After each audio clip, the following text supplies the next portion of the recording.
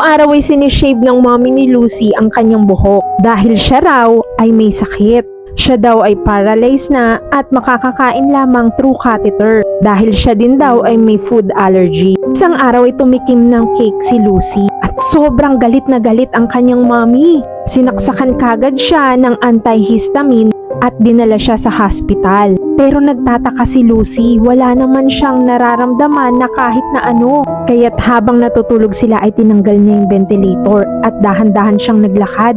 Na-realize niya na hindi pala siya paralyzed. Kumuha siya sa ref ng whipped cream at tinikman niya ito. Pero wala naman nangyari at hindi naman pala siya allergic dito. At ang totoo, wala naman talaga siyang sakit. Pero nahuli siya ng kanyang nanay at sinabihan agad siya nito na humiga at ikabit ulit ang ventilator. At bilang parusa, dinala siya nito sa dentist at pinabunot ang lahat ng kanyang mga ngipin.